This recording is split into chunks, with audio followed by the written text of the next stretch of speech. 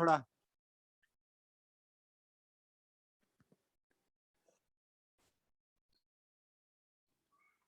Praveen sir,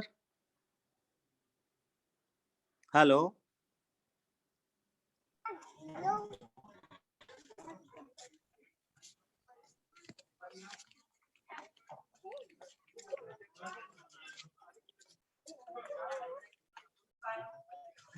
hello hello.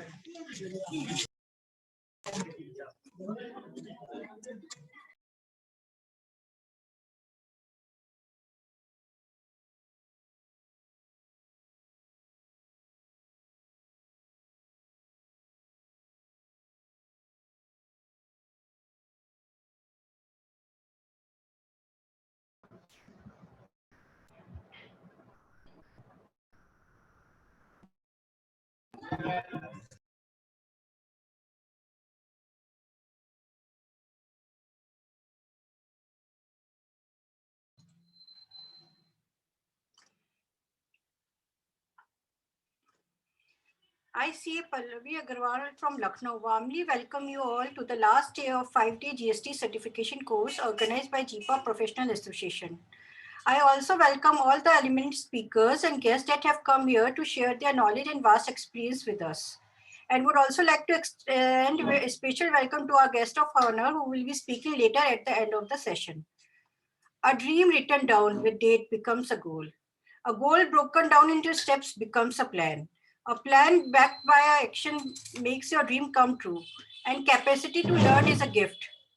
The ability to learn is skill, and willingness to learn is a choice. The urge to able to learn something new we can take you a miles ahead. With this, I would like to open the session for you all. In today's agenda, we will have anti-profiting, refund GST on e-commerce business and relevant provisions. Before moving ahead, I would like to make few announcements for the participants. First, all the participants are requested to kindly fill the Google form posted in the chat box to mark their attendance. And remember, it is mandatory. Secondly, towards the end of the session, we will be rolling out the feedback form that you all have to submit for your valuable feedback. Also requesting all the participants to keep themselves on mute and post your queries in the chat box. Our learned speaker will take them either during the deliberation or towards the end of the session. In the end, we will be having question answer sessions where participants may raise their hands so that we can identify them and give chance to unmute them to ask their queries. Cooperation and discipline will be expected from the participants. We at GIPA always try to bring quality content and best speaker to facilitate enriching learning. Today on the last day, we will be, today is the last day of our certification course. Here I would like to introduce you first speaker of the day, CA Ginita Shah. She is practicing chartered accountant having 17 years of experience. She has done various certification courses like GST, GST, MSME, and ADR and CSR. She has experience in taxation, finance, and audit services. She is highly passionate about working with corporate, startup, entrepreneur, and individual to deliver highest quality standard for compliance, accounting, taxation, planning, and business advisory, consulting in timely and efficient manner and innovative manner. She is founder of SNL Education and Welfare Foundation. Please take advantage of having such a learned speaker within us and post your queries in the chat box. Welcome, ma'am. Floor is all yours.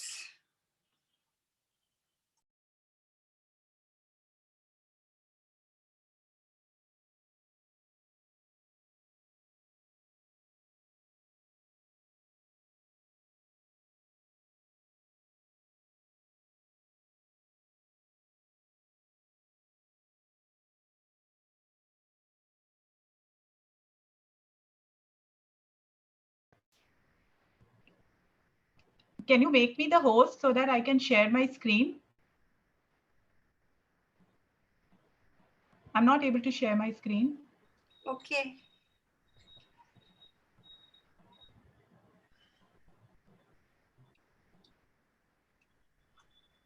Not yet.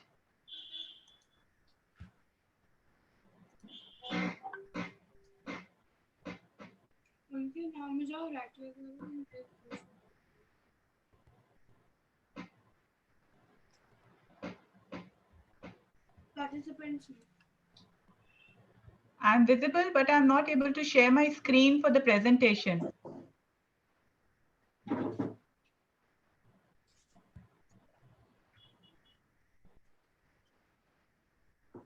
Sir ma'am को co-host बना दीजिए, उनको screen नहीं share कर पा रही है ma'am.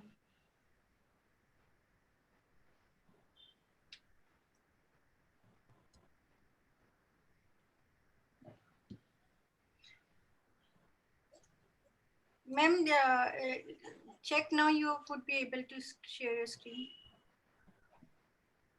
Yeah, I can now. Okay.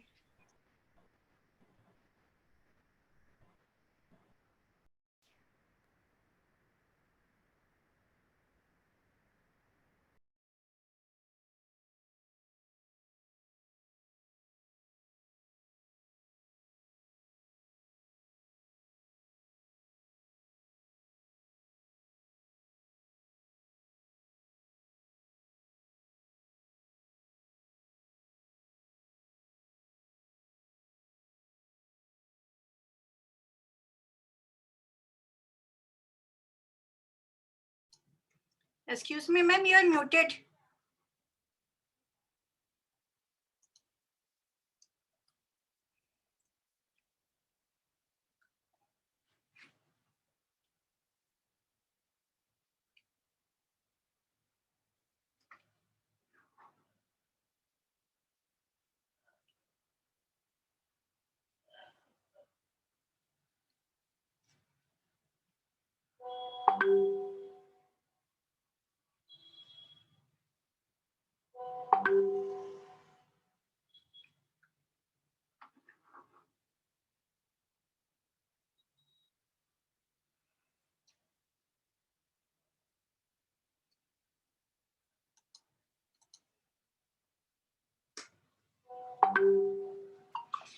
Yeah, am I audible now? Yes, ma'am. Now you are. And is my screen visible to all? Yes, sir. GST implication on e-commerce sector. Right. Thank you so much. So understanding the eagerness of all the participants on Sunday evening, they all are here. So I'll not waste any moment of anyone. Welcome all. And I'll just start with my presentation. The topic for which is given to me is e-commerce, very well displayed on my screen too. E-commerce has gained popularity over this decade, and the clarity which was not there in all these years, I mean all the tax regime, is brought in by GST regime. So it has become all the more important for us to understand now when the clarity has sought for.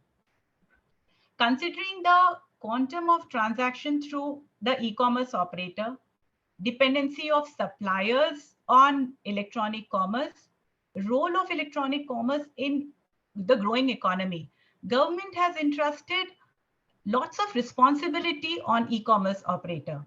So basically this is done by the government to curb the revenue leakage and GST evasion by the primary suppliers which board into the platform of the e-commerce operator. And as we are all aware that electronic commerce has touched every single hand in one form or the other. So understanding of the concepts become all the more important. And I would just like to brief that this session would be helpful to basically three categories. I have just try to categorize the three categories of the audience. First, who wants to set up an e-commerce platform. They can get the guidance through the coverage. The suppliers who wants to board into the e-commerce platform and start doing their supplies. And the third category are professionals like us who have to guide them, such kind of either who are such kind of suppliers who wants to board or who wants to start to from the e-commerce platform. So having said that, the GST implications of e-commerce sector, my presentation will be covering the definition of the e-commerce operator, the registration requirement and compliances by the e-commerce operator, section 9.5, which the government, like I just now said, the government has entrusted on the e-commerce operator a lot of responsibilities of paying the taxes. And Section 9(5) covers the notified category of supply in which GST is payable by the e-commerce operator rather than the supplier. Then we'll be moving towards the TCS provisions, Section 52 of the Cgst Act. And the last part will be the case study, where the presence of all the participants here will be kind of tested, whether they have actually understood the concept, the flow, and so that, you know, my efforts could be seen properly, like how you all have understood the session. Hope I'm audible and very clear. Can I proceed with this? The slide is moving. I am audible, no problem at all. Yeah, okay. Thank you. Yes, sir. So first we'll start with the definition of electronic commerce. What is electronic commerce? The basic understanding as a layman language is when a supplier supplies any goods or services through internet, it becomes electronic commerce. Although the law has defined it as electronic commerce means the supply of goods and services or both, including digital products over digital or electronic network. Basically, when we try to provide any kind of supply, be it goods or services, through electronic mode, that is through internet, it becomes electronic commerce. Moving forward to electronic commerce operator is also defined in GST Act. Electronic commerce operator, for the basic understanding, is anybody who facilitates the transactions, whether by owning it, operating, or managing the digital or electronic facility or platform for electronic commerce, is an electronic commerce operator. So for the first is electronic commerce, when a supply happens through a digital media, that is internet, that is electronic commerce, and the person who facilitates such transaction, that is a person who owns, operates, or manages such digital media, is an electronic commerce operator. Now, I'll just like to ask one question here, whether the definition is clear. If I am supplying my own services, my goods or services, if I'm supplying through my self-hosted website, am I an electronic commerce operator? I'll just make my question clear. I'm not supplying it through Amazon, Flipkart, or any other platform. I'm supplying it through my own self-hosted website. Am I an electronic commerce operator? Am I doing electronic commerce? Am I an electronic commerce operator?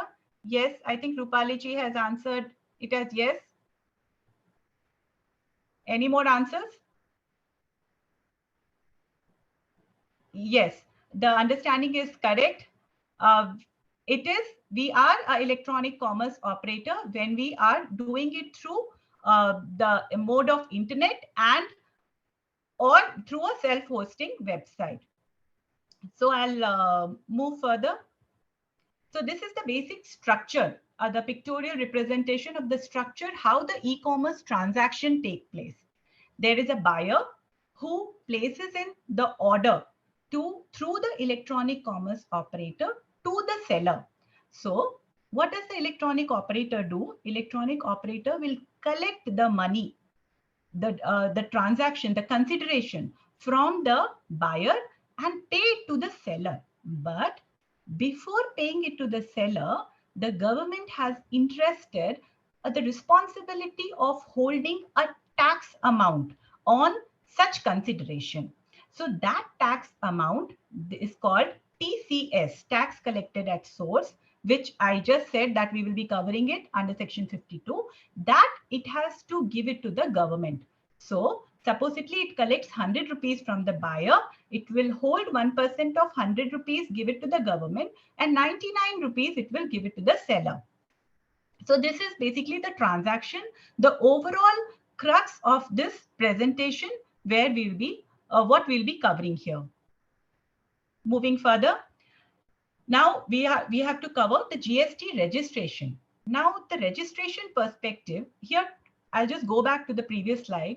What is most important for us to understand in the transaction is the electronic commerce operator and the seller. So all the GST implications is basically has to be followed either by the seller or by the electronic commerce operator. So what we'll be covering here, be it registration, be it section 95, be it section 52, we will be covering from the perspective of both the electronic commerce operator and from the seller.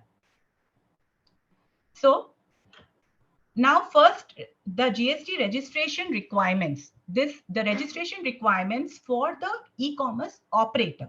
Like the operator here, we understand who is owning the platform through which the supply has to take place, through which the suppliers has to board in and start doing their supplies.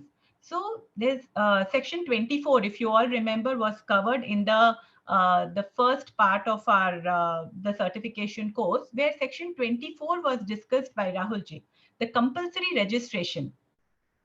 The compulsory registration subsection 10 of section 24 says every electronic commerce operator who is required to collect tax at source under section 52.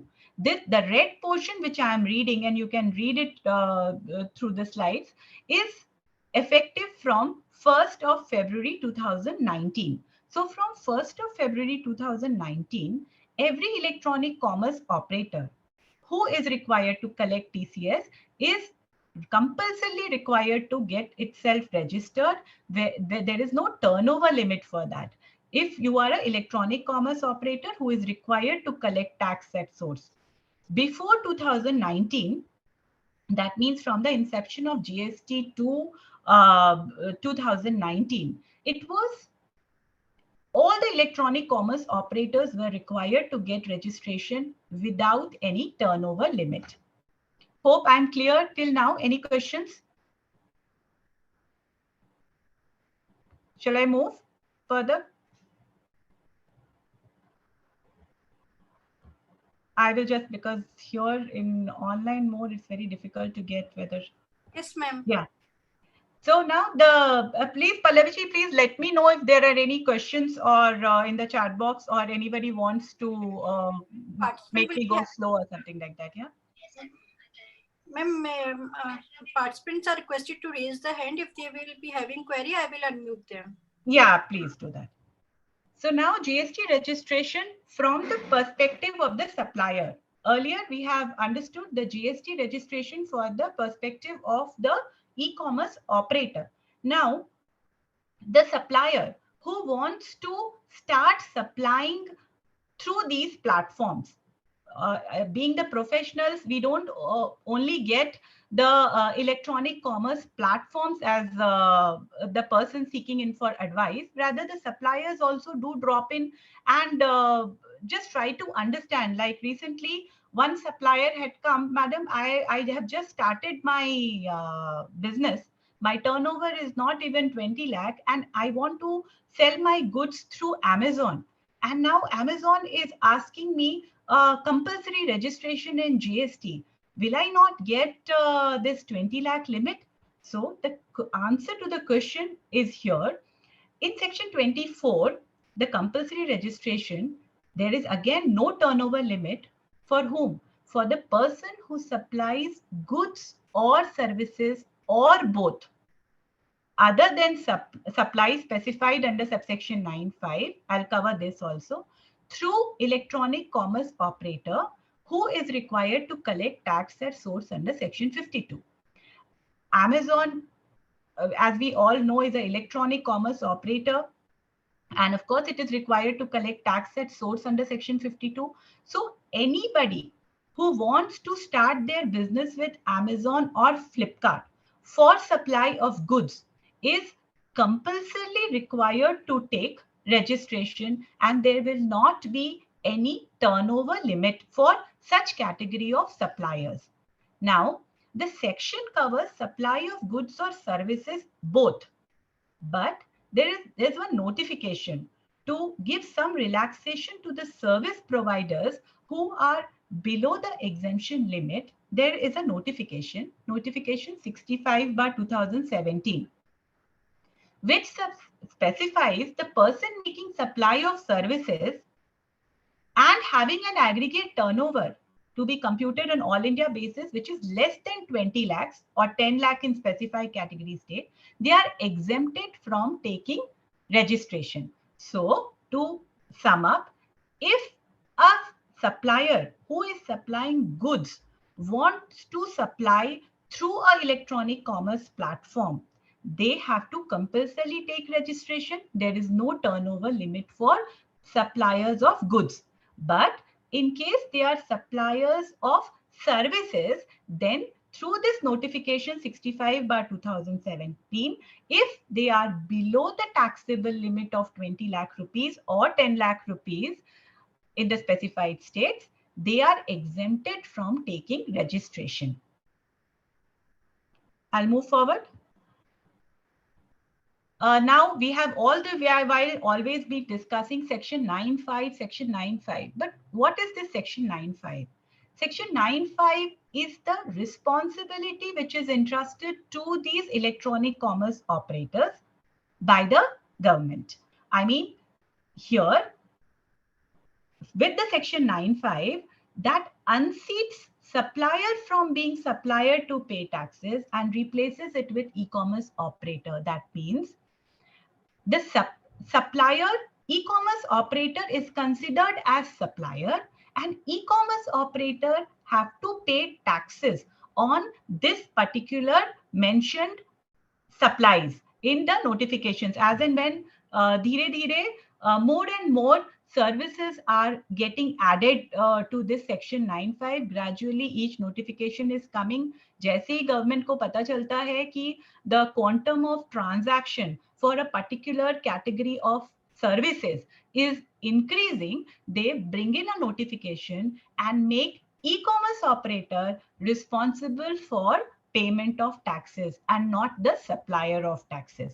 तो धीरे धीरे उनके ऊपर responsibilities e-commerce operators के ऊपर responsibility और बढ़ा दे रहे. मतलब पहले it was like initially when the first notification has come 17/2017 सिर्फ 2 services थी. 2 के बाद 23/2017 में एक और ऐड किया.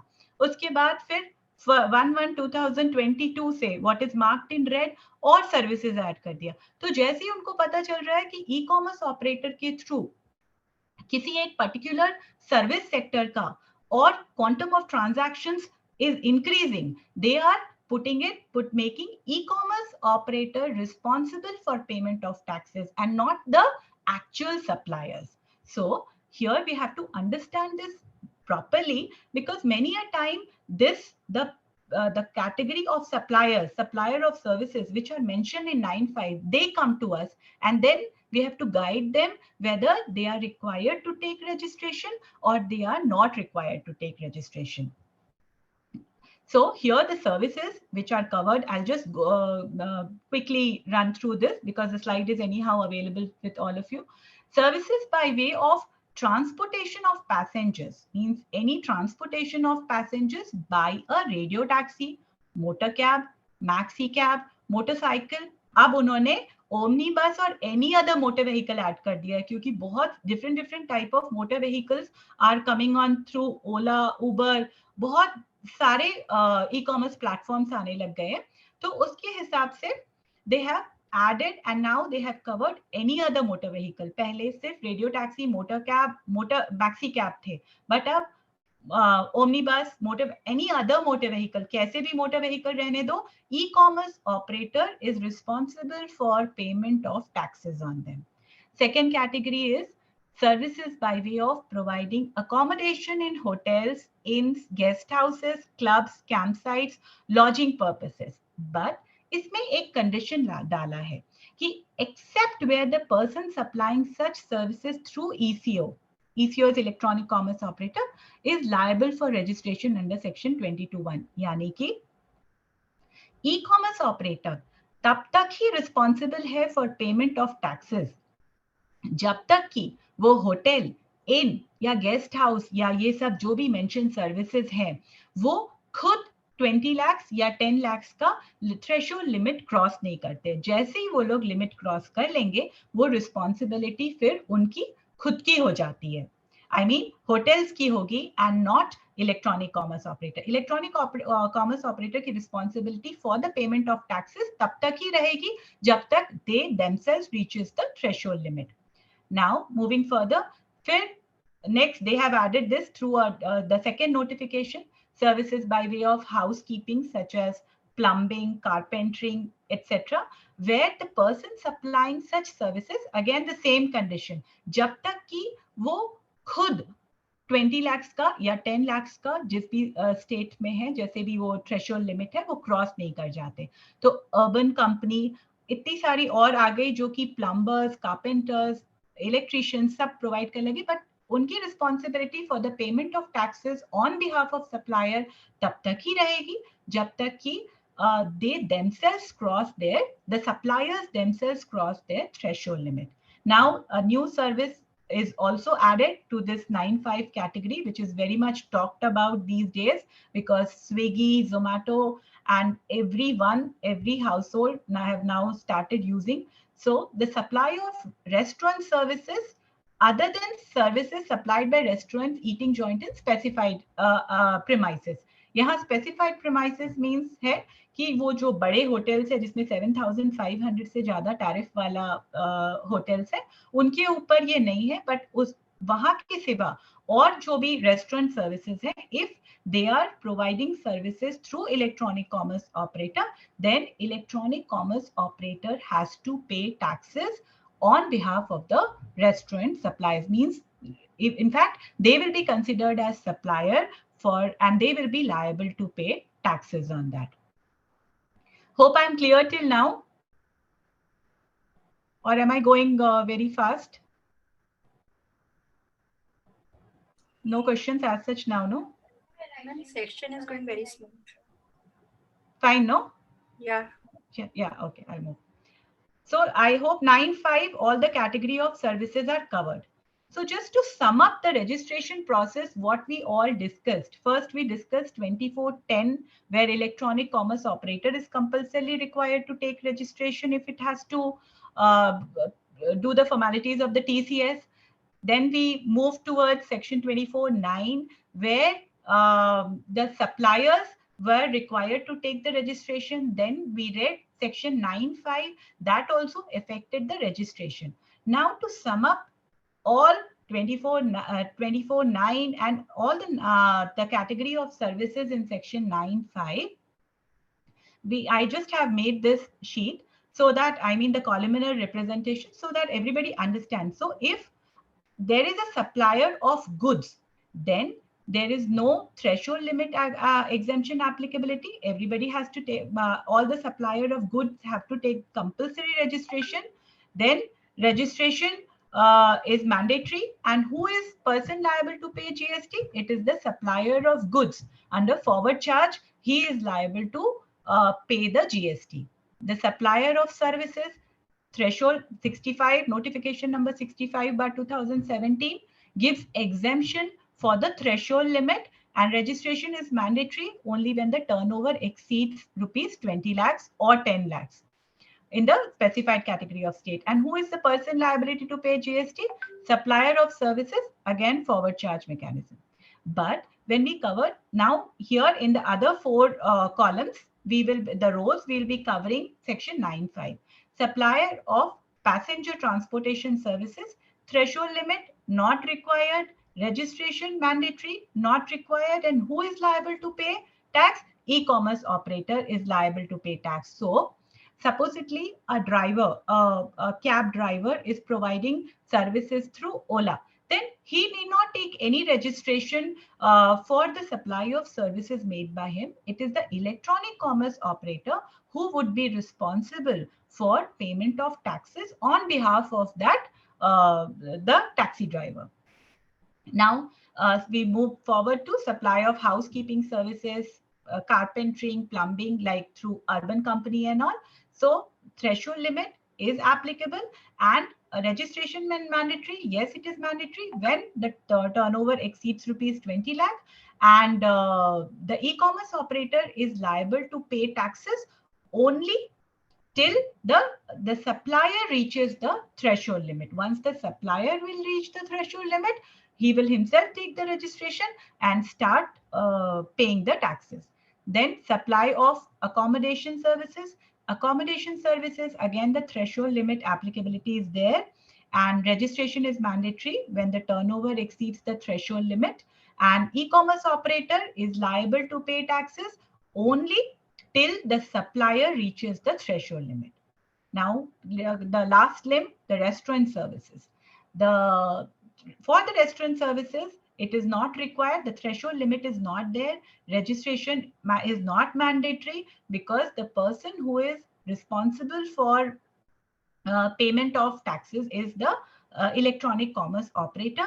So electronic commerce operator under section 9(5) will pay the taxes. So hope I'm clear till now. I'll move towards the compliances.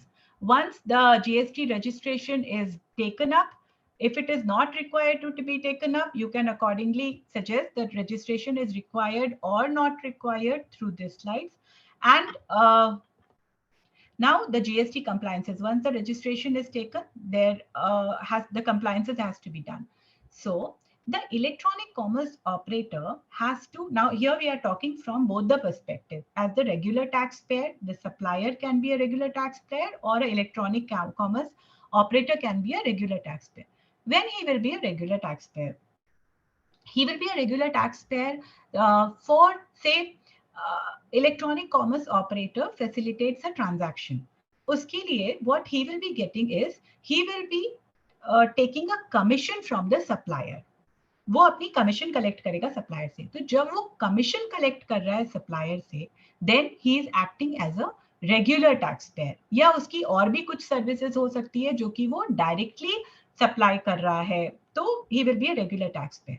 But उसको एक सेपरेट रजिस्ट्रेशन लेनी पड़ती है इलेक्ट्रॉनिक कॉमर्स ऑपरेटर को for the payment of TCS. I mean जो उसने TCS, जैसे हमने फर्स्ट स्लाइड में डिस्कस किया कि वो सेलर को पेमेंट करने से पहले he will hold the TCS. तो वो जब उसने TCS कलेक्ट किया, तो उसे वो TCS कलेक्ट करके डिपार्टमेंट को पे करना है. वो पेमेंट के लिए उसे एक सेपरेट रजिस्ट्रेशन लेनी होती है. तो when there is an electronic commerce operator who is running a platform and who is facilitating the transaction between the buyer and the seller, then he has to take two registration. First registration is as a regular taxpayer. Second registration is as a electronic commerce operator for depositing the TCS. जैसे अपने पास PAN और TAN numbers रहते हैं. एक PAN भी रहता है, एक TAN भी रहता है. जब जितना हमने पेमेंट कलेक्ट किया है, TDS होल्ड किया है किसी का भी, वो हमें एक रिटर्न फाइल करनी होती है TDS की. वैसे ही जीएसटी में भी जैसे पैन और टैन रहता है इनकम टैक्स में, वैसे जीएसटी में भी हमारे पास दो रजिस्ट्रेशंस रहेंगी, एक as a regular taxpayer और दूसरी रजिस्ट्रेशन रहेगी as a electronic commerce operator for payment of the TCS which you are holding. Returns, monthly returns और एनुअल रिटर्न्स जैसे अभी रेगुलर टैक्स पेयर के लिए है वैसे ही जाएगी. जीएसटीआर 1, 3B 11th और 20th जो भी जिस स्टेट्स के अकॉर्डिंगली ड्यू डेट्स रहते हैं. एनुअल रिटर्न्स है 9 और 9C depending on the turnover. I am not discussing. तो जैसे एनुअल रिटर्न्स एक रेगुलर टैक्स पेयर की जाती है वैसे ही उनकी भी जाएगी, इलेक्ट्रॉनिक कॉमर्स ऑपरेटर्स की भी जाएगी फॉर देयर पर्सनल, मतलब the supplies what they are making. और जो इलेक्ट्रॉनिक कॉमर्स ऑपरेटर की एक जो दूसरी रजिस्ट्रेशन है उसमें भी उन्हें मंथली रिटर्न और एनुअल रिटर्न फाइल करनी है. मंथली रिटर्न जीएसटीआर 8 में जाएगी और एनुअल रिटर्न जीएसटीआर 9B में जाएगी. 9B अभी तक फंक्शनल नहीं है पोर्टल पे, So they are yet to make it functional. So annual returns is not yet functional, but GSTR 8 is very much there. Every 10th of the following month, whatever TCS you have collected for the month, by 10th of the following month, electronic commerce operator has to file its monthly GSTR 8 return. So this was all about the compliances. We covered registration of the electronic commerce operator, of the supplier supplying through electronic commerce operator. Then we covered the compliances. Now we'll cover the most talked about section is the GST TCS. Till now, we have always been talking like electronic commerce operator who is required to hold TCS for the suppliers. Before proceeding, I'll just see if there are any questions which I need to answer. Hope it's clear to everyone. Shall I move forward? There are no questions, nothing. We'll be taking it towards the end. My screen is not visible. Ma'am, it is visible. You're very loud and clear. Somebody's written your screen is not visible. Was it before that? Okay, I think might be before I started. Right, so I'll proceed. Section 52 of the GST Act provides for tax collection at source. There are 14 subsections to section 52. It's a bit lengthier section, but worth understanding from the perspective of the electronic commerce operator. So it is like section 52 of the CGST Act provides for tax collection at source by e-commerce operator in respect of the net taxable supplies made through it by other suppliers, where the consideration in respect of such supplies is to be collected by e-commerce operator. So whatever I have underlined makes because so many queries come like on what amount the TCS has to be collected, when it has to be collected, how it has to be done. So this net taxable supply, understanding the concept of net taxable supply and to be collected, they're very important. We'll be covering everything with the practical illustrations. The government has placed the responsibility on the operator to collect tax at the rate of 1%. That is 0.5% CGST and 0.5% SGST from the supplier. Now, state-wise registration. I discussed that there are two types of registration. One is as a regular taxpayer and one is as the electronic commerce operator to hold TCS, to deduct TCS. So when you are taking, this is particularly from the TCS perspective, this we are discussing. So that registration which you have to take to hold the TCS, you have to take state-wise registration, because every state electronic commerce operator is required to obtain GST registration in each state if he has suppliers in different states. So there is no this thing that we can deduct IGST on the supplies made through it. So it has to be always CGST and SGST. So in each state, we have to, the electronic commerce operator has to take a registration. Now, to facilitate this, in the circular, they have clarified it that it need not, the electronic commerce operator need not have offices in all the states. The head office address could be given while applying for the TCS registration, and the registration could be very well obtained. But there is a different registration required for each state. So now the amount collected by the operator is to be paid to the government within 10 days after the end of the month in which the amount was collected, and a monthly statement GSTR 8 has to be filed electronically. So 10 days के पहले वो GSTR 8 file कर देना है, और वो जो हमने collect किया है TCS, before the payment to the supplier, we have to deposit it with the government. So e-commerce operator needs to furnish an annual statement electronically showing the net taxable value of supplies made through it, 52 subsection 5, but this is not enabled as of now. We are also just waiting when it will be enabled. If e-commerce operator discovers any omission, he should correct it in the month in which omission or incorrect particulars are noticed with interest. अगर उसको कोई लगता है कि I have not collected this thing properly, then he can correct their mistake, and with interest can be paid. The TCS can be deposited. The supplier can claim the TCS. अब supplier को TCS, what is like TDS comes in income tax, it comes, I'm relating it with income tax because that is very oftenly seen by all of us.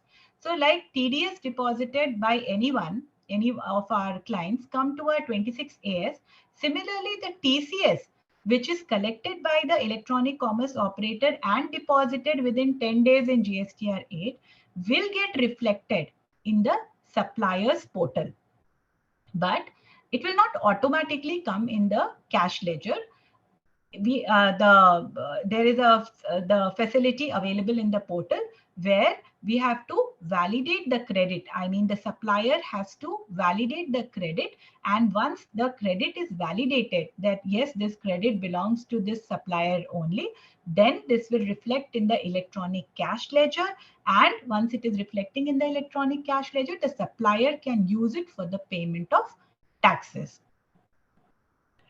This we have to be knowing, because I recently came across a situation where there was so much of the TCS was lying there with the supplier. It was a restaurant service supplier only.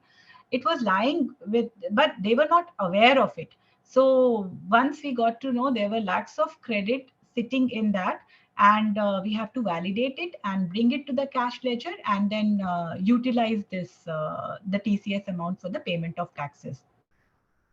And there is a matching concept also in the 52.8. The outward supplies declared by ECO in GSTR 8 should be equal to the supplies declared by supplier in GSTR 1. If the above particular doesn't match, the discrepancy shall be communicated to both the person, I mean to the ECO operator also and to the supplier also. So if the discrepancy is not rectified by the supplier in his valid return or the operator in his statement for the month of March, then it will be added to the supplier. Galti kiski bhi rehne do, it will be added to the outward tax liability of the supplier if anyone doesn't correct it and match it. Supplier will pay the output tax liability declared under 5210. Obviously, उसे payment करनी होगी. If nobody is correcting it, then one has to bear the consequences. So, and then moving forward, 5212, any authority can not below the rank of deputy commissioner can ask for the details about the supplies made through a particular electronic commerce operator or stock of goods held by the electronic commerce operator, and ECO has to furnish the details within 15 working days. And if it fails to furnish, then 122, section 122 penalty is there, which is 25 CGST and SGST respectively. So this is all about section 52. 1 to 14 I have covered. What does the section 52 has to say everything about the TCS. Now we'll be moving towards the illustration, so that what all we have discussed till now, it becomes clear like what section 52 has to speak about the illustration. So here we have one illustration where Amar Limited has accepted the order from the customer on 31/12 for 1,14,000 worth of goods through Flipkart on cash on delivery basis. Okay. This goods include textbooks, which is exempt, 20,000 rupees, and notebooks and stationery, which is taxable. So it is taxed at 18%. Amar Limited started processing the order by raising the invoice on 2nd of January and delivering the goods to Flipkart agent on the same day. Flipkart directly delivered the goods to customer on 10/1. Amar Limited received the money from Flipkart after deducting TCS at the rate of 1% and commission at the rate of 5%. 5% ये commission e-commerce operator Flipkart की है. One of the customer returned goods through Flipkart on 16/12 worth 11,800. Now we'll be covering this कि कितना TCS hold करना है, किस value पे hold करना है, क्योंकि इसमें हमारे पास exempt supply भी है, taxable supply भी है. उसी मंथ में इसमें हमारे पास रिटर्न ऑफ गुड्स भी है। तो उसकी वर्किंग जो टीसीएस होल्ड करने की वर्किंग होती है which is done by the electronic commerce operator, वो कैसे होनी है that we will explain it now. So like total value of taxable supply जो हमारे इलस्ट्रेशन में एक्सक्लूडिंग जीएसटी इज 1 लाख, वहां पे less is value of exempted supply 20,000, because if you remember in section 52 I have underlined there net taxable supplies. So what is net taxable? सबसे पहले तो हमें उसमें से exempted supply निकाल देनी है। exempted supply निकाल दिया, हमारे पास अब बच गया 80,000 रुपीज। अब वहां पे एक और वर्ड है net. Net means return supplies minus any returns made. यहाँ पे उस हमारे एग्जाम्पल में value of taxable supply returned during the said month is 10,000 rupees.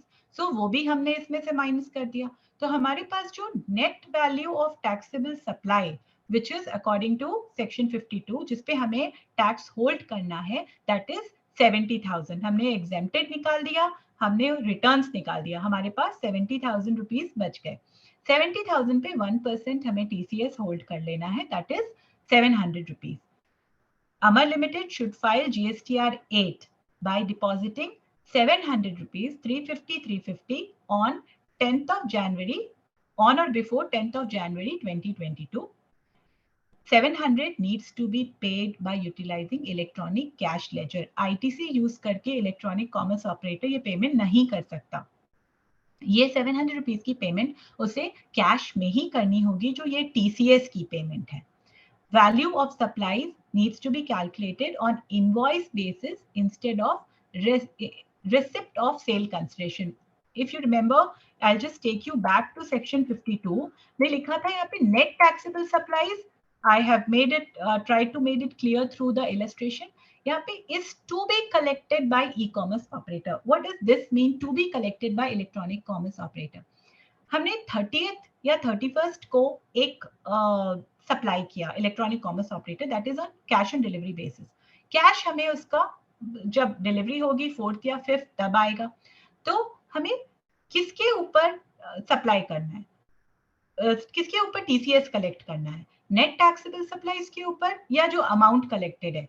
तो यहाँ पे क्लियरली सेक्शन में मेंशन है which is to be collected by electronic commerce operator. वो बाद में कलेक्ट हो जाएगा जो भी उनका कैश ऑन डिलीवरी है, लेकिन नेट टैक्सेबल सप्लाईज के ऊपर हमें वो टीसीएस होल्ड करके जीएसटीआर 8 में डिपॉजिट कर देना है। It doesn't depend upon the collection of the amount, the actual consideration to the supplier.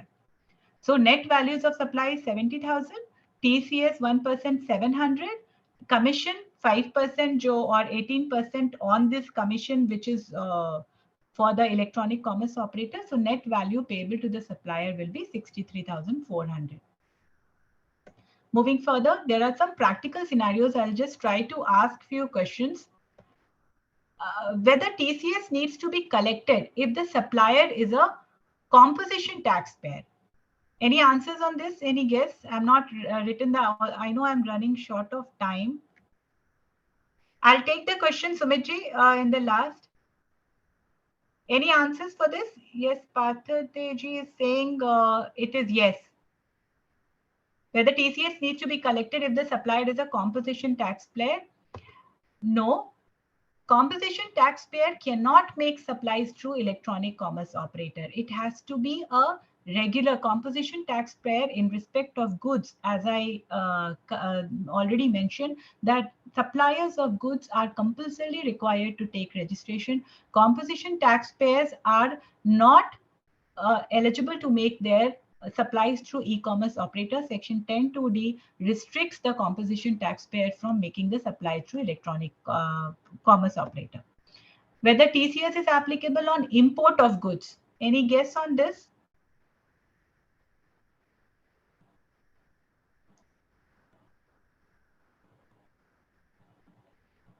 I think there is one answer. Rohit ji is saying no. Yeah, you are correct, Rohit. No, it is TCS is not applicable on import of goods because on import of goods or services also, the recipient is required to pay tax on reverse charge basis, and wherever the tax is required to be paid on reverse charge basis, then ECO is not required to hold TCS on that. Will ECO be required to collect TCS on exempted or nil rated goods through ECOs? I think I have made it clear, so I should get more answers for this. This I have covered in my slides.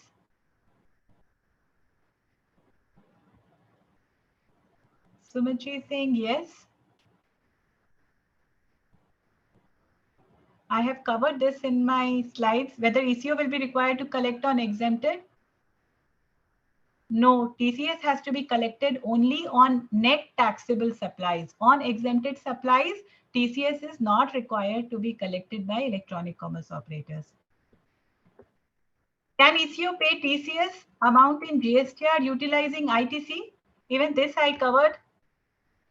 I can expect. No, Rupaliji is saying no. Any other answer? This I have covered in my presentation. It cannot pay utilizing ITC. The TCS amount has to be paid in cash. How to calculate TCS when sales return is more than gross taxable value of supply? Sometimes it might happen that there is no supply of supplies from a particular supplier, but return of goods are there, which might have happened in the previous months. So now how to calculate TCS when sales return is more than gross taxable value of supply? Then in that particular case, we have to simply ignore it. Like I'll just give you an example. Gross taxable value is 20,000 and value of sales return in that particular month is 22,000. This is for the previous months also. So net taxable supply will be 2,000, which has to be ignored, and no TCS has to be collected, no disclosure has to be made. So this has to be ignored. Negative values should be ignored. ECO collects TCS before obtaining registration and got registered after few months. TCS तो उसे पता था कि hold करना है, but उसने registration नहीं ली थी. When he should deposit such collected amount? Any guesses for that? I think this is a bit tricky. I'll move forward. ECO should deposit such amount in their first return, of course, with interest. Whether TCS applicable on services mentioned under section 9(5)? No, ECOs are not required to collect TCS on such supplies, which are because there in under section 9(5), why it is not required to collect TCS? They are stepping into the shoes of suppliers and they are themselves paying the GST applicable on that. So there is no point in holding the taxes. The only intention of holding taxes is so that the turnover is declared and some part of the taxes is paid, the balance the supplier can pay. But here, for the services mentioned in the section 9(5), the ECO is only stepping into the shoes of supplier and ECO is only making the payment of taxes. Then what is the need for holding any TCS? Who will issue invoices in respect of services mentioned under section 9(5)? This clarification has also come. The invoice in respect of services supplied through ECO under section 9(5) will be issued by the ECO only. ECO will issue the invoices. Now comes the last the case study, where yes, I just mentioned they need to pay interest on the first return if they have collected the TCS. Section 52 clearly mentions this, that if they have collected the TCS and have not discharged to the government, the interest will be paid at the rate of 18%.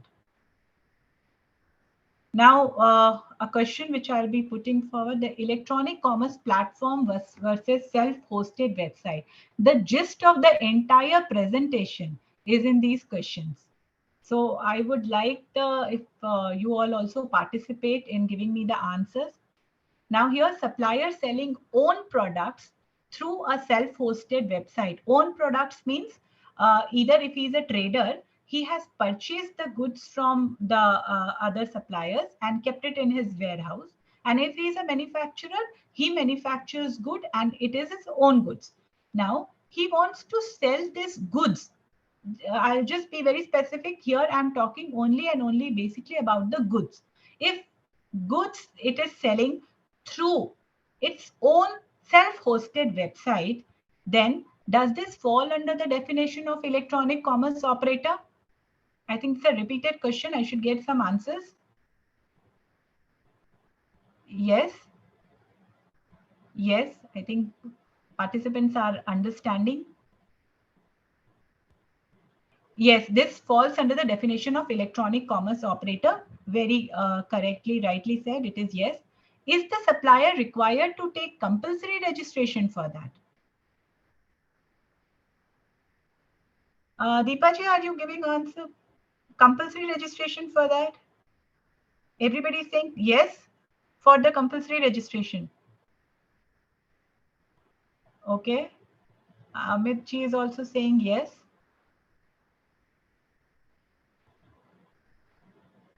Okay, all are saying yes. Okay, but I have a different view on this. I think they are not required when it is a self-hosted website.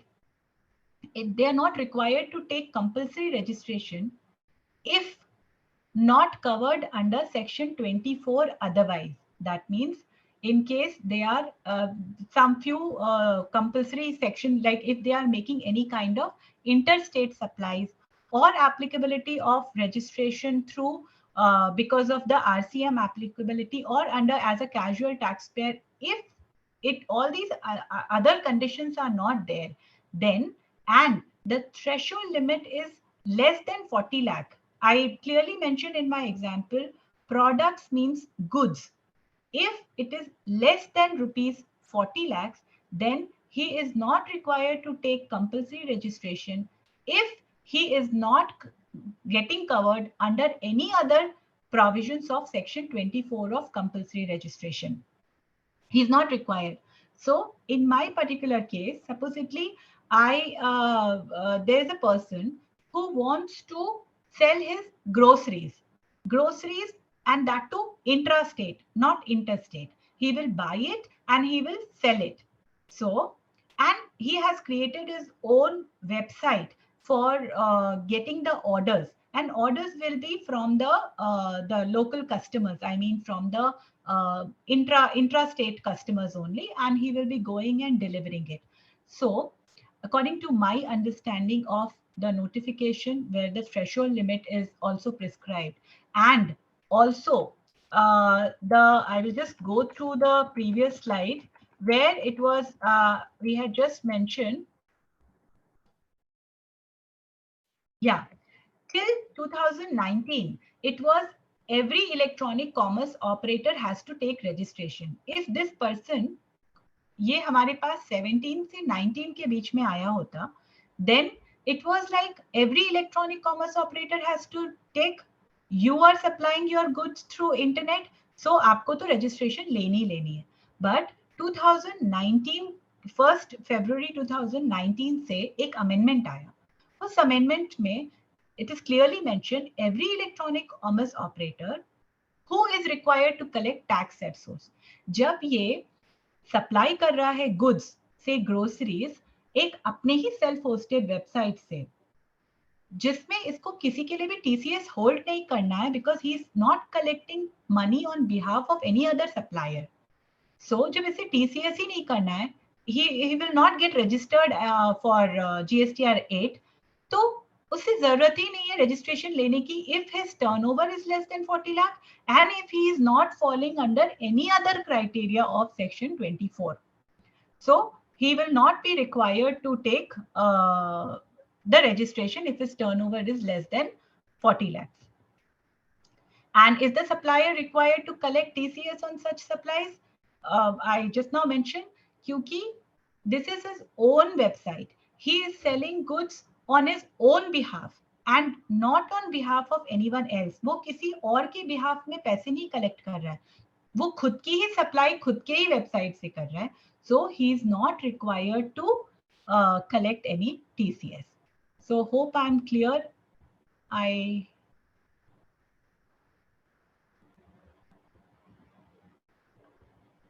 Any other questions? If there, you may please ask through the chat box, or if unmuting is possible. Participant may unmute themselves and ask if there are any queries.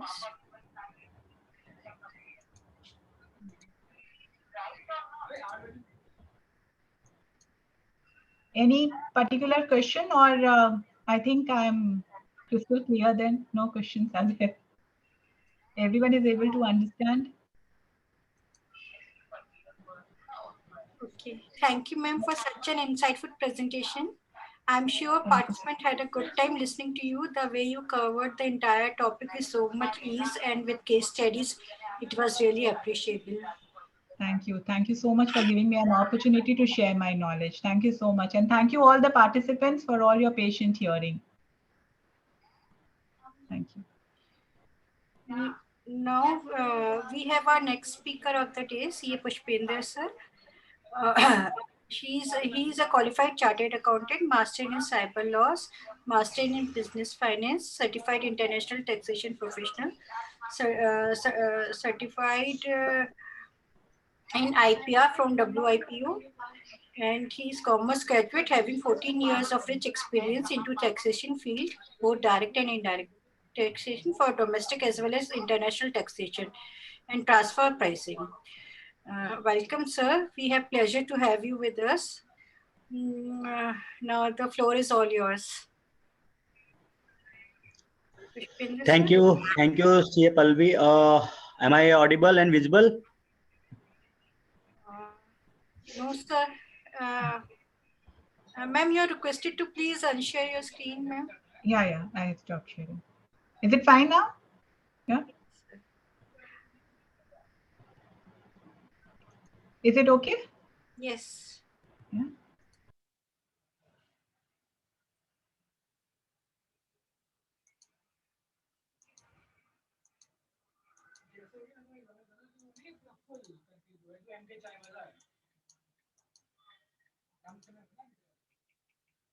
Yes, sir. We are able to. Am I audible, CA Palvi?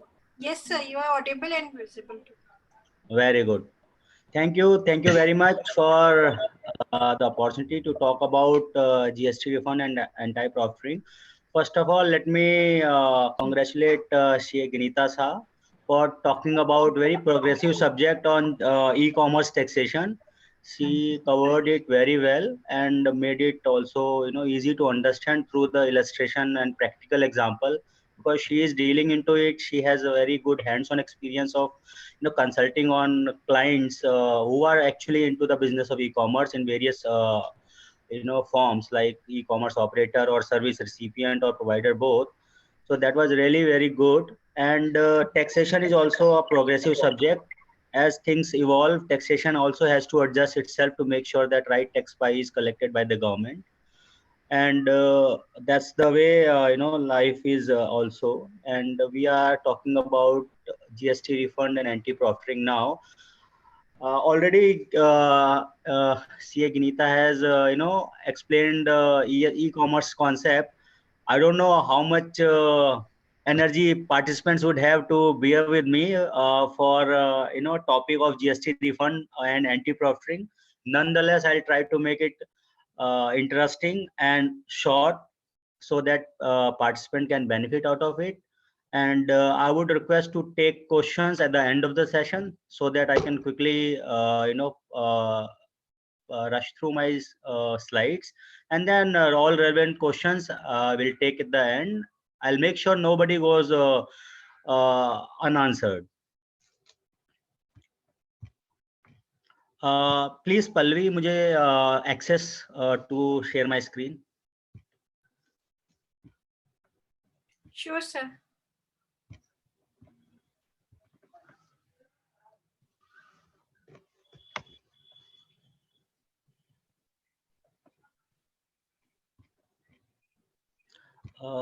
It is still not on.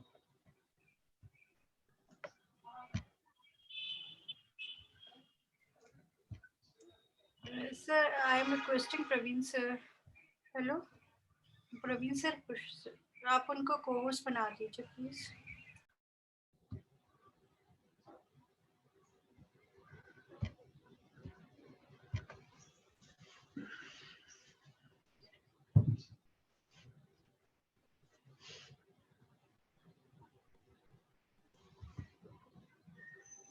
Sir, not now. Please try. Okay, just a sec.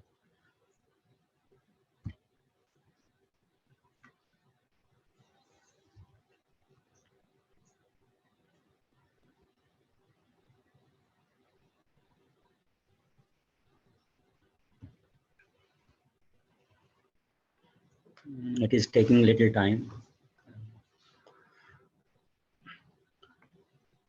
So friends, topic assigned to me is GST refund and anti-profiteering provisions.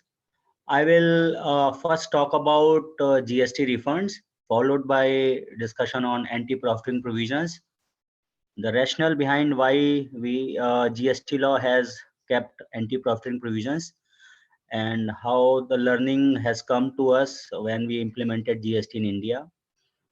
I think I have now access to screen, so let me just quickly try it.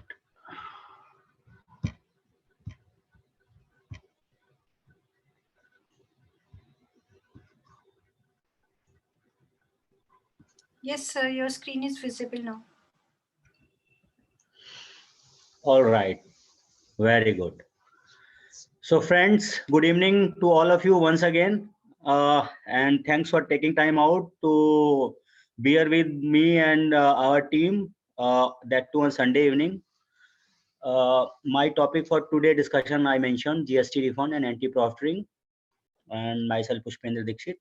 Let's begin with the topic without much ado. Friends, scope of GST refund. Palvi, I'm audible, right? Yes, sir.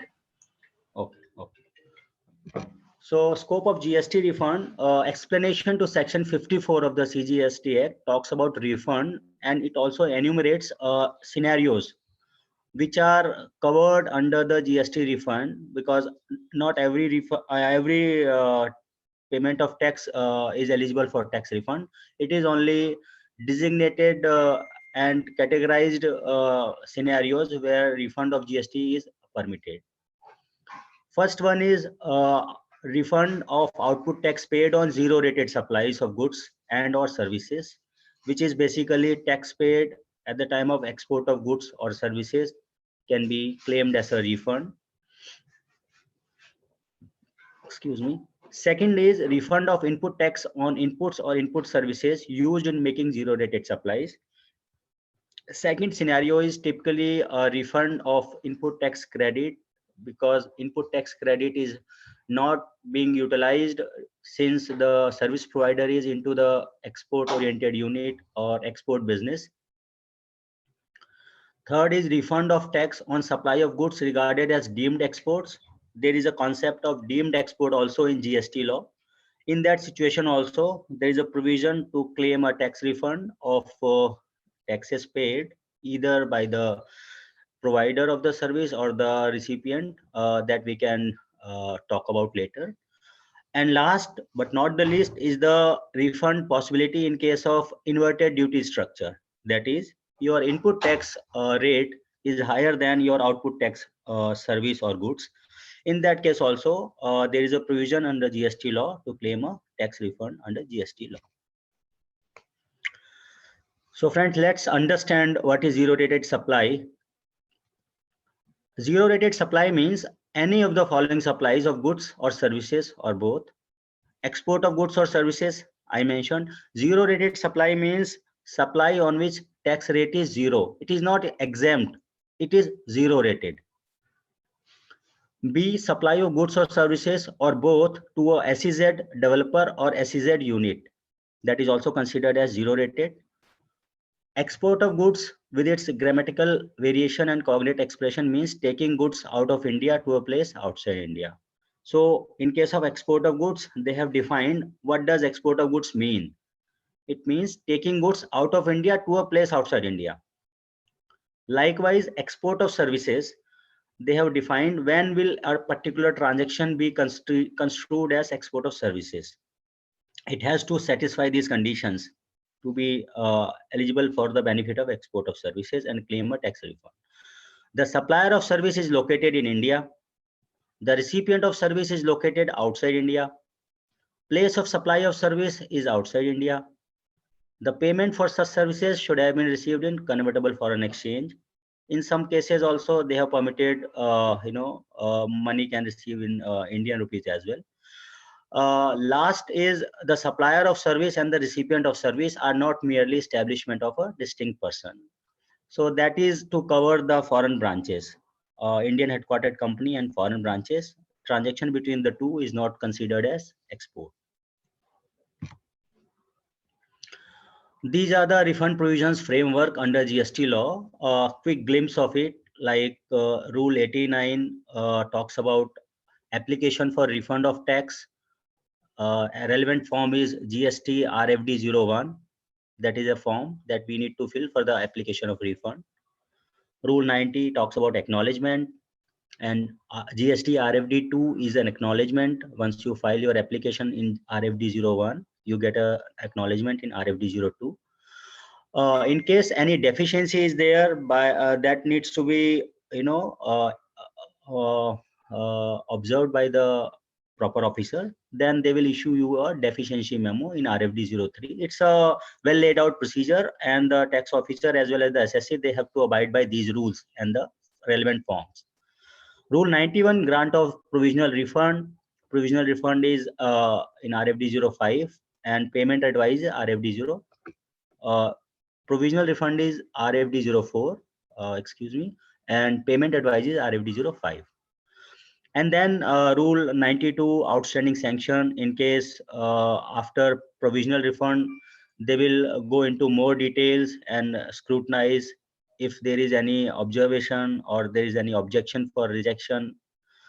Then the final order for complete adjustment of sanction refund, or notice for rejection of application refund.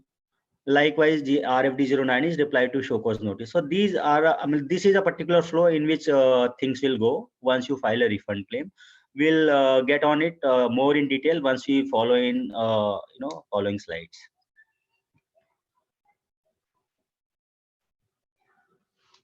Time limit for filing refund application is very important, because if time limit is elapsed, then you cannot claim tax refund under GST. So time limit is 2 years from the relevant date.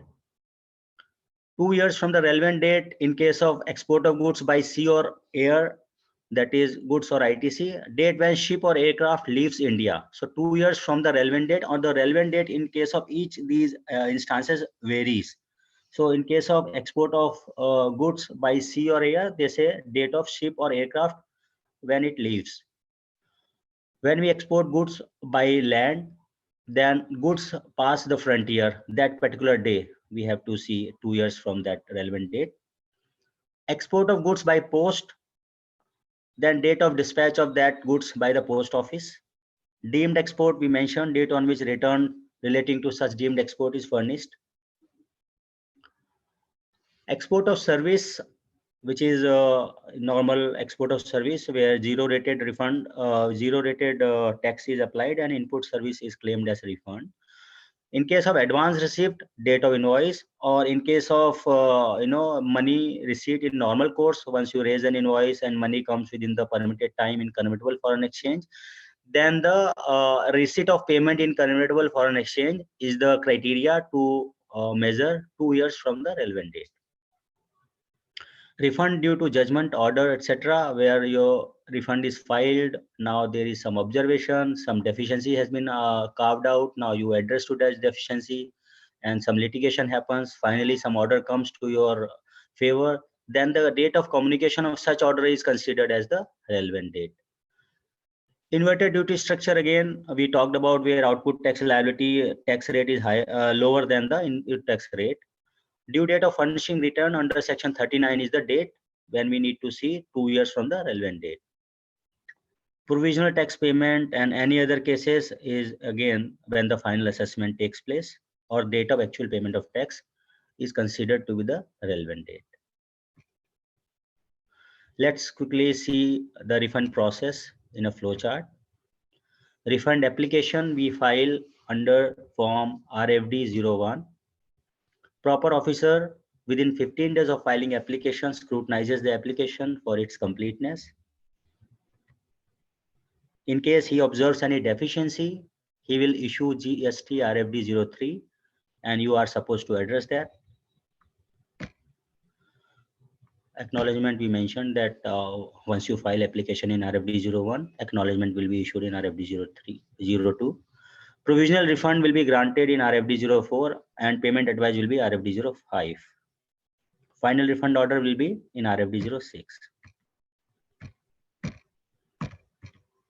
So even at the time of issuing final refund, they will scrutinize complete adjustment of outstanding tax demand.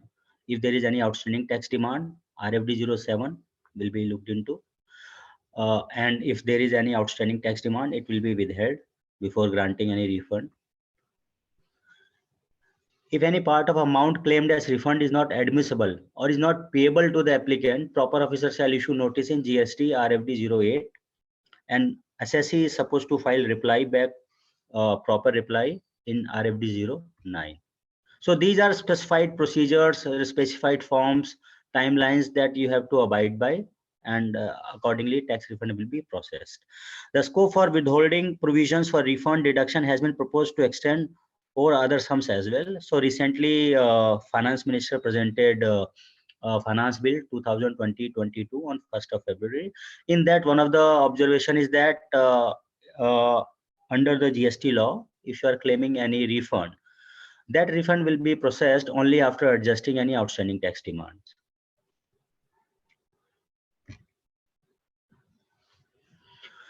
So there are certain restrictions also which has been mentioned in the GST law. Number one restriction is that no refund of ITC on capital goods in case of goods or services or both exported without payment of tax or under LUU. So capital goods, ITC related to capital goods is not eligible as tax refund. Nonetheless, it is very much available to avail input tax credit, output tax liability, because under service tax there was a restriction that only 50% of credit in respect of capital goods can be availed in one go, and rest in subsequent year. But there is no such condition in GST law. You can avail full input credit in respect of capital goods. The only thing is you cannot seek tax refund in respect of input tax capital goods. No refund of ITC or input services and capital goods in case of inverted duty structure. So capital goods we already spoke about across the board, but in case of ITC inverted duty structure, that where input tax liability, input tax on GST is higher than the output tax liability, that is called inverted duty structure. In that case, input services, ITC on input services, that will not be available, because there are three types of inputs under GST: input on goods, input on services, and input regarding to capital goods. So in case of inverted duty structure, aside capital goods, input services is also not eligible for refund. However, there is no restriction in eligibility of availing input credit to discharge your output tax liability. I hope I have covered the GST refund process as a whole, and I will be taking the relevant questions at the end of the session. And I'll pick up the next topic as GST anti-profiteering provisions. Why GST anti-profiteering were introduced, and what is the rationale behind those provisions. Just a minute. So the concept of anti-profiteering in GST law, it has been observed by the government and bureaucrats when they were emphasizing implementation of GST in India, that Singapore and rest other countries, Australia and other part of the world, when GST was introduced, the proper credit of taxes which was now eligible to the service provider or manufacturer or companies, that was not being passed on to the end consumer. Because why we introduced GST law? it is just to make sure that there is no tax on tax. Under pre-GST regime, we were having service tax, we were having state VAT, we were having excise, we were having customs. Now, one tax was not eligible as offset against the other. Obviously, within VAT, it was permissible. Within service tax, it was permissible, but not within excise and service tax or customs and others. So now GST was envisaged in a way that entire input credit at input side will be eligible for discharging output tax liability, and there will be a tax only on value creation, and tax will be happening at the place of consumption because GST is a consumption based tax. But in order to make sure that real benefit of reduction in taxes, because service provider or manufacturer of the goods now are getting the input credit, now cost is getting reduced, so ideally the right benefit should be passed on to the end consumer. In order to make sure that that happens, concept of anti-profiteering was introduced. So section 171 of Cgst Act talks about, only one section is there in the entire act, and that too hardly a para, but it's very it has very severe consequences to any reputed business if that business is not mindful of the fact that any reduction in tax or input tax benefit is given to the end consumer or properly given to the end consumer.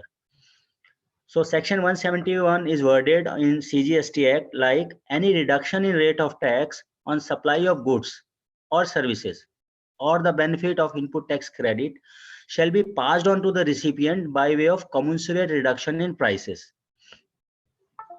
Excuse me. Further, authority may determine the methodology and procedure for determination as to whether the reduction in rate of tax on the supply of goods or services and the input tax credit has been passed on by the registered person, that is the business, to the recipient by way of reduction in prices. So that is the sum and substance of introduction and the rationale behind introduction of anti-profiteering provisions in GST law. Profiteering, they have defined to make or seek an excessive or unfair profit. So nobody denies businessmen to make profit, because businesses are there to make profits. But what anti-profiteering aims as, unfair or illegal profit. Unfair in the sense, if a law has been introduced in the form of GST, now those credits which were not earlier available, which were your cost, then you are charging those costs to the end consumer. But now, since you are eligible to take input credit of those costs now, because it's free flow credit, you cannot be charging the same amount to the end consumer. That is called unfair profit or illegal in that way. So any willful action of not passing on such benefit to the recipient or supplier amounts to profiteering. Section 171 I mentioned, it also has rules. Rules 122 to Rule 137 cover the relevant provisions of the anti-profiteering, including the administrative procedural aspects of anti-profiteering. I was just talking about to you the background of anti-profiteering. So National Anti-Profiteering Authority is the apex body which adjudicates the matters related to anti-profiteering, and it has a very well structured that will be coming in my following slides. But just wanted to highlight this, that it was introduced, it was formed in 2017 for a 2 years tenure initially, which was extended to November 2021 by 1 year, because law realizes or government realized that still they need to make sure that a lot of reductions every time GST Council sits for its meeting. Some provisions are there, some rate reduction for industry specific. So they believe that still anti-profiteering provision should be around so that they can keep a check. Now, as on date, it has been extended to November 2022. So anti-profiteering is still on, and my personal feel is that it is not going to go away for some time around, till the time people are accustomed to pass on the benefit to the end consumer. Because GST law was born in India in 2017, and hardly 4 or 5 years we are still learning on it. Lot of rate structure changes are happening day in day out. So to keep a check on proper credit benefit, proper rate reduction, anti-profiteering will be on the job.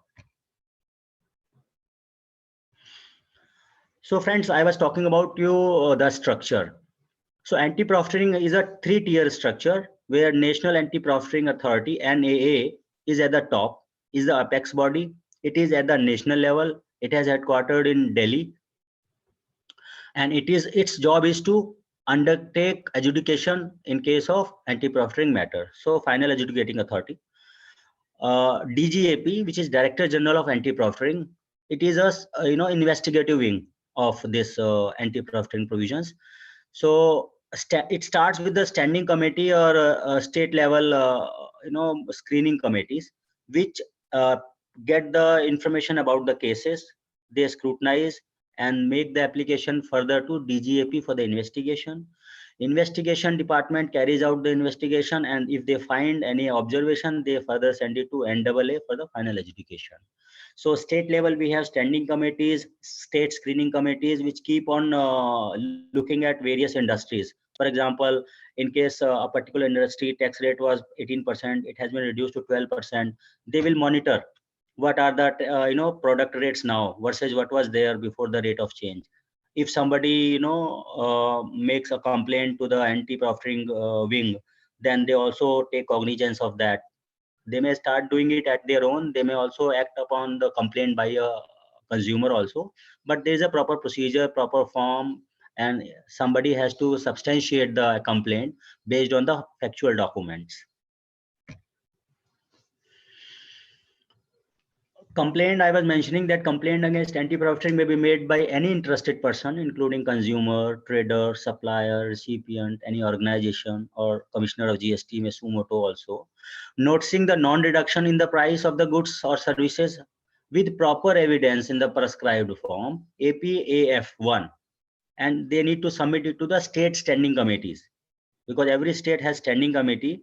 Those standing committee will inquire it. If they find it good, they'll further send it to investigation DGAP.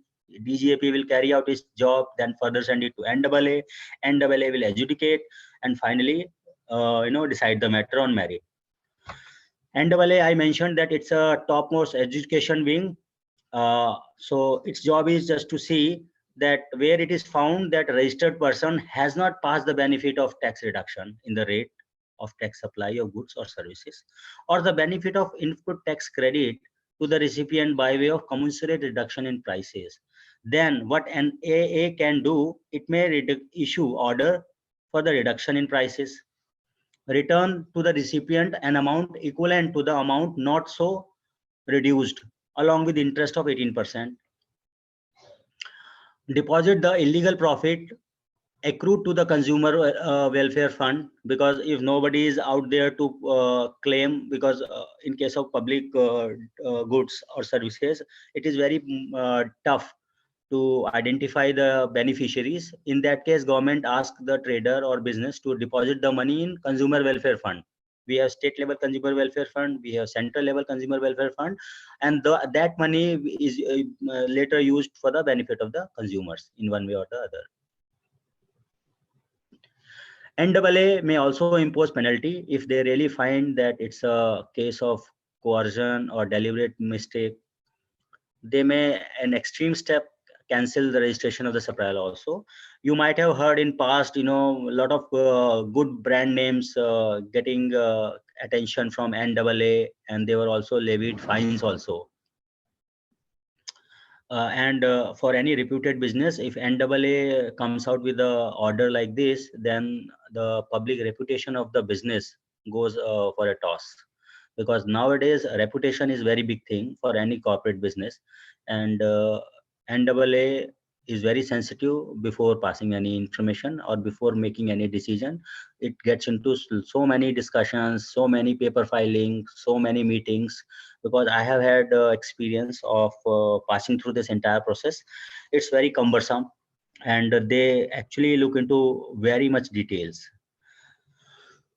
The order passed by NAA shall be immediately complied with by the registered person, which is business, failing which action will be initiated to recover amount in accordance with the provisions of section rule 135 and 36. So they have huge power. NAA has huge power to make recovery, and you can't appeal against those orders. You have to abide by that.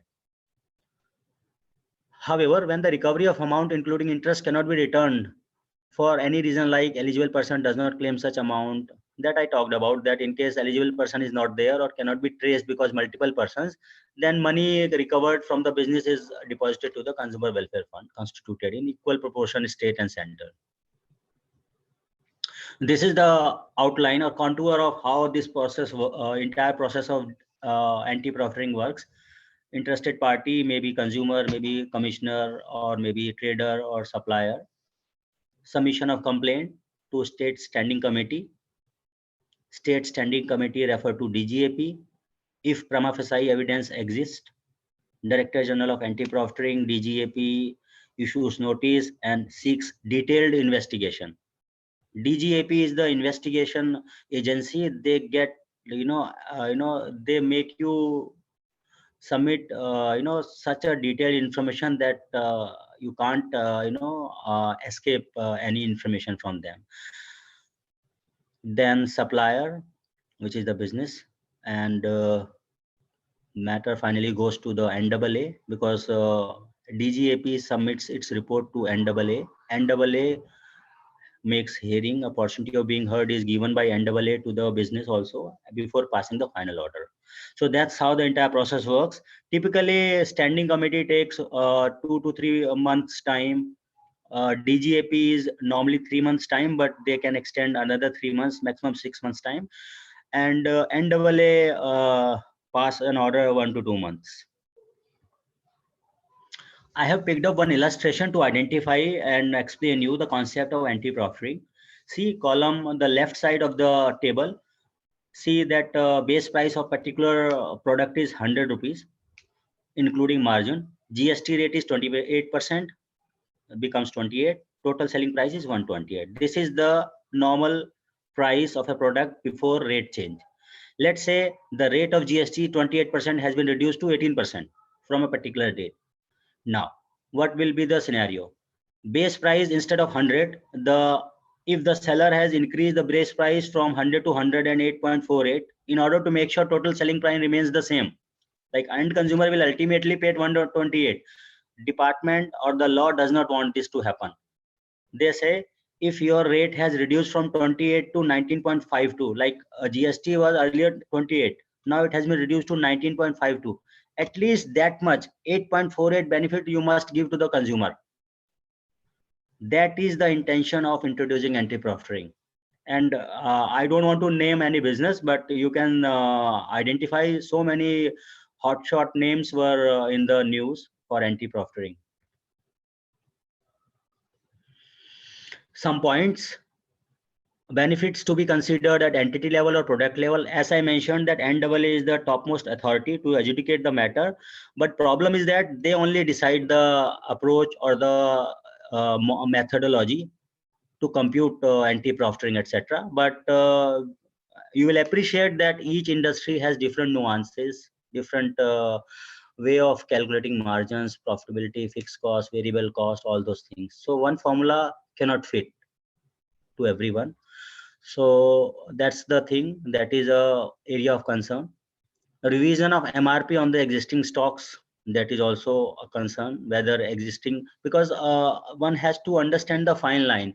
Law does not stop you from revising your rates if your cost has increased, but how to keep an eye whether net increase is resultant of increase in cost of production or GST, because in so many line of businesses where a lot of different segments are there, how to identify at SKU level or the line product level. So those are the practical challenges, because there is no set methodology.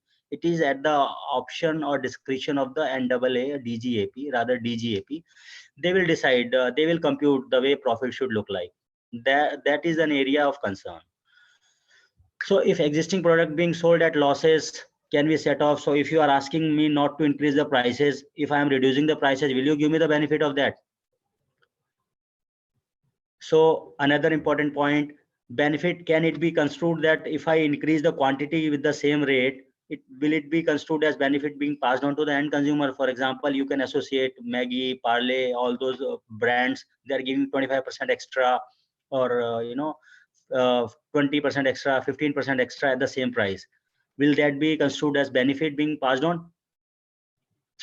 Nature of cost to be deducted for calculating. So that is an area of concern, that what methodology should fit. One size doesn't fit all. So that is an area of concern. And nonetheless, the objective is clear. National Anti-Profiteering Authority is a mechanism devised to ensure price remains under check, no undue increase or illegal increase where benefit is not passed on to the end consumer. That ensure business do not pocket all the gains from the GST, because profit is fine, but undue profiting at the expense of common man is the concern. That's why GST has introduced anti-profiteering, and it is still increasing the deadline. So make sure that law is evolving. So they need to keep an eye on business for the benefit of end consumer. That is it from my side, friends. Now I can pick up questions. Palvi? So there's one question in the chat box. Chandrakant Sharma sir. क्या बात है चंद्रकांत जी, एक बार photo भी दिखाओ अपनी.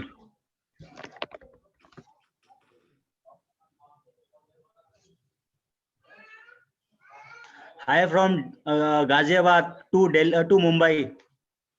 You are on unmute. You are on mute. Sorry. Yeah. Tell me. I have raised one question. Basically, actually question I don't know whether it's relevant or not, because मेरा हमेशा confusion रहा है. See, anti profiting में अगर उनका input cost was at 28%, okay, so they have already paid 28% of the costing, and they have taken the setup at the rate of 28% only. So how they should reduce that cost, basically, because everything is mapped to input and output cost. VAT में भी confusion रहा है मुझे. So that I picked up an example in case of I picked one example in that, but that was also when a product was taxable at 28%. My price was my cost, my margin, my price including with margin was 100 rupees, and applicable GST is 28. My selling price becomes 100 plus 28 is equal to 128. Now government says that rate of GST on your product or your particular segment or industry is now reduced to 18. So rest, if we assume rest things remains unchanged, let's say my margin and everything remains 100, even then I cannot charge more than 18%. Then my price should be 118 instead of 128. Right. At least you should make your price 118 from 128. This is what the government intends. Okay. But explaining them, clarifying them at SKU level is a task that somebody needs to do. It was also to us also when initially 28% was the rate of movie. Later it got reduced to 18 and 12. So they got into the item level things, explain it category wise, timing wise, weekend, weekday. So they get into it. But to keep it simple, if cost of product to Mr. Chandrakant was 128 rupees, it should be 118 now, just because GST got reduced from 28 to 18. That is the intention. Got it. Yeah. Yes, ma'am. Any other questions in the chat box? No, sir, that's all.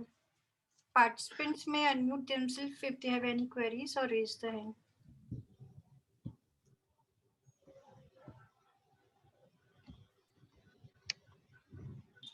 Thank you, sir. It was so crisp and to the point. I'm sure the way you explained must have helped every participant to understand and expertise their knowledge. I'm happy to say we had such a wonderful session with such a knowledgeable speakers on board who took out their time to guide and educate all of us.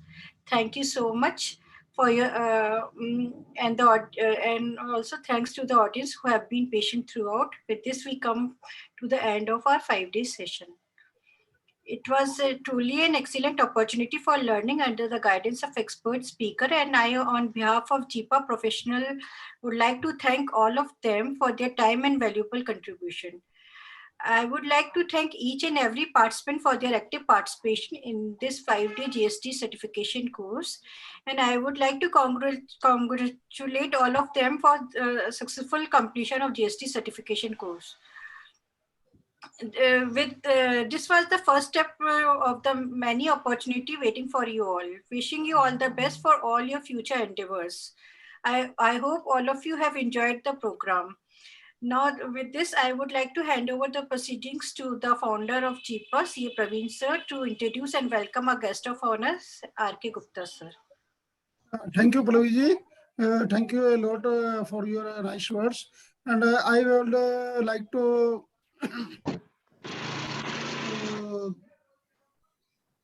thankful to our team of faculties who have completed successfully the course, and participants who have devoted much time for knowledge sharing. And for this, I invite to Sri R.K. Gupta ji. I introduce Sri R.K. Gupta ji. Sri R.K. Gupta ji is a chartered accountant in practice at Delhi, having qualified in 1988. He completed his law degree in 2017, basically practicing in direct and indirect taxes. Charitable trust matters are of special interest to him. He is also founder of Trinagar Kesapuram Delhi CP Study Circle, having membership base of around 1,000 members. He has delivered lectures on IVC and charitable trust matters across the region. He is our educational director of GIPA. And with this, I invite to Sri R.K. Gupta ji to appreciate our speakers and as well as participants. Hand over to Sri R.K. Gupta ji. Please. Thank you very much, Praveen Jain ji. I hope I am audible and visible. Yes, sir. First of all, congratulations to the team GIPA Professional for arranging such a wonderful program. And to all the participants, heartiest congratulations on successful completion of this 5-day course. GIPA Professional has been organizing various programs of topical interest on a concurrent basis, and then naturally it deserves accolades for the entire team. I hope the knowledge and wisdom you gained in this 5-day program will help you in successful implementation of the same and taking up this GST practice to newer heights. If you have anything to ask from anyone, including me, you are all welcome. Thank you, sir. Thank you very much. Thanks a lot for your valuable time sharing and looking after GIPA. And I am inviting Pallavi Agrawal to conclude the session. Right, sir? Okay, sir. Thank you. Thank you.